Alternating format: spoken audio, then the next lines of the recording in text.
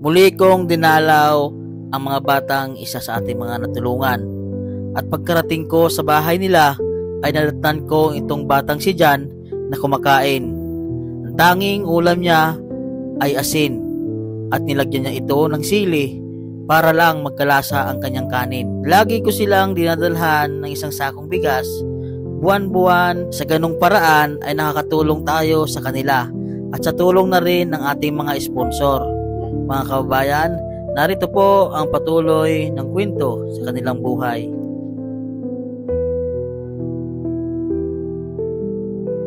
So yan po mga kababayan, dito po tayo kila Jan, ating dadalawin muli. Oh, sino yung nag-uubo? Ikaw eh. Ha? Ikaw eh. May ubo si Rikami? Ha? Ay Jan, kamusta na ikaw Jan? Ha? Dito ikaw sir. Oh, papasok na, di ba? May mga ano kayo, may mga sakit kayo. May lagnat ni si Rikami. Ha? Ha? May ubo si Rikami, oh, may ubo. May lagnat ba si Rikami at Merkar? Kain na ba siya ng gamot? Ha? Oh. Ay doon ako galing kila RJ, may mga lagnat din eh. Ha? Angel, may lagnat din. Oh. Kamusta na dyan? Mag-aaral ka na ngayon dyan? Anong gusto mo baga ang bag? Ha? Superman? O ano? O Superman o Barbie? Ha? Jan? Superman? Ano ate? Mag-aaral ka na? Usap ko naman ang mamid na eh. Tapos yung kulang sa birth certificate eh, ayusin ko na yun para magkakaroon na kayo ng tatak doon sa inyong birth certificate, ha? Kasi ano eh, yung kulang eh, di galing naman ako ng munisipyo na. At yun, kailangan si mama mo para ma-verify na patunay na si mama mo ang nag-aasikaso talaga noon, ha? Kasi si mama mo ay walang ID, ha? Wala kasing ID si mama mo. Ate Maricar, meron ka ng ID? Anong ID mo? Anong nakuha mong ID? Patingin na ako. Nagkuha ka ba ng barangay ID? Yung ano? Tingin ako. Anong gamot niya Ate Maricar ang pinapainom nyo? Ha? Saan ka kumuha ng ID baga? Oh. Ay, papa yan. Daming langaw ngayon, taglangaw. Oh. Ay dyan. Nag-uulan ano? Ha? Kumain na kayo dyan? Anong ulam nyo ngayon? Wala. Ha?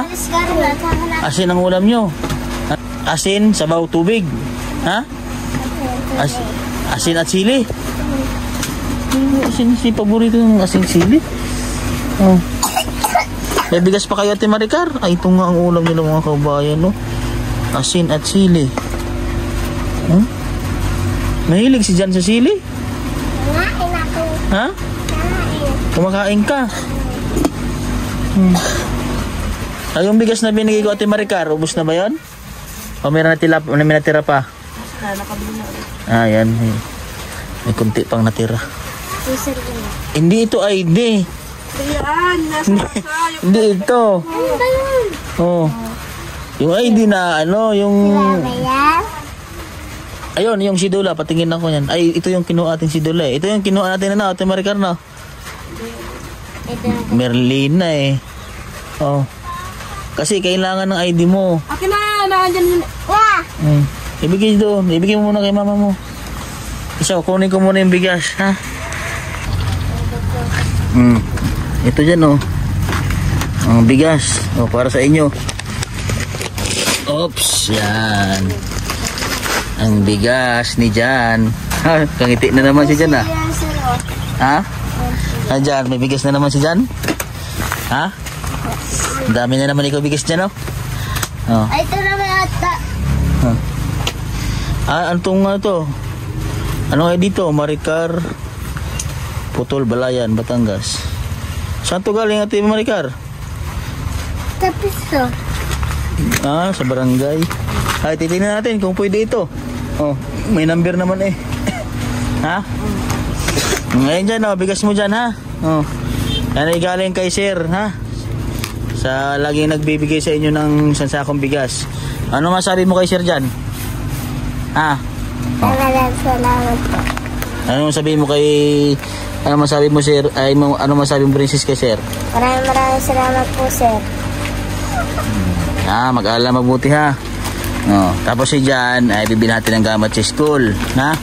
Para makapagpasok ka na.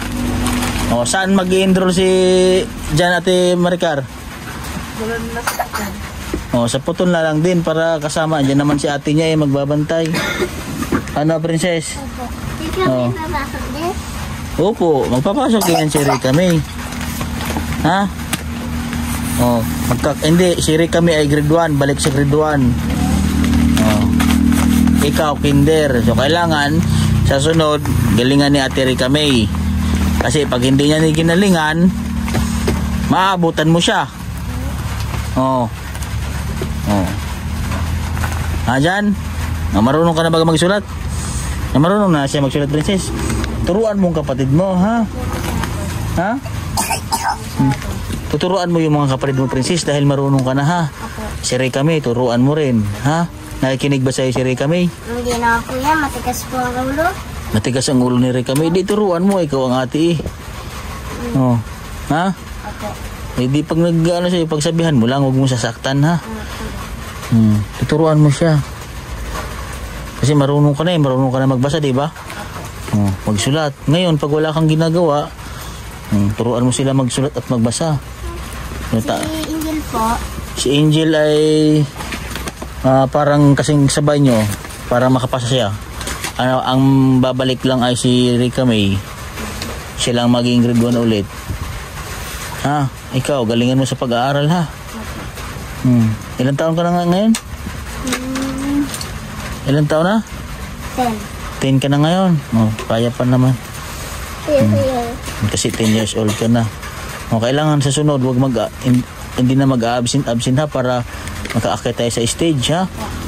Kaya lang naman hindi tayo nakakakit sa stage dahil yun nga ay ikaw daw ay madalas nag-absent pero matataas ang marka mo.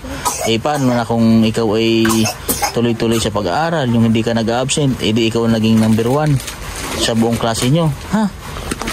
Nakahiga na si Jan sa kanyang bigas, Jan? Ha? Siya, sige, ha? Ate Maricar, ha? Asan ang asawa nyo? Nahurnal. Bakit di kayo nakatalok mo lagi sa kumot? Ay, masakit din ang ulo. Ha? Masakit din ang ulo. Nasikan niya yung Sino ba may mga lagnat? Yan po, yan tatlo. Yung maliit. Sila Bibi, 4. Sila Bibi, 4. Kasi nag-uulan ngayon. Huwag kayo magbabasa sa ulan, ha? Ha? Mamaya, pipicturean kita. So, ayan po mga kababayan, nagdala po tayo ng isang sakong bigas. Muli po, maraming salamat po sa ating sponsor, kay Sir, at sa lahat-lahat po ng ating kila Ma'am Mintiis, kila Ma'am Lenora MC, sa Brothers and Sister po, kila Ma'am Pasita, Indi sa Indilia, kila Ma'am Dins, at kila Sir Steven and Sir Jay, sa pagtutulong po sa ating mga kababayan. At siyempre po, sa ating mga followers po natin at mga subscriber po sa ating YouTube channel, sa mga Facebook page po, sa mga nanonood po, maraming salamat po sa inyo. Yan, sana po sa mga bago po makapanood dito, paki-follow po ako sa aking Facebook page at paki-subscribe po ako sa aking YouTube channel. Ayan po, so ngayon po, next week ay mamimili po tayo ng mga gamit po sa ating mga pinapaaral po ng mga bata. Ayan, so kabilang na po doon sila Jan, sila Princess. Ayan, so ayan po mga kabayan, dito na lang po ang aking vlog. God bless po at magandang umaga po sa inyo na.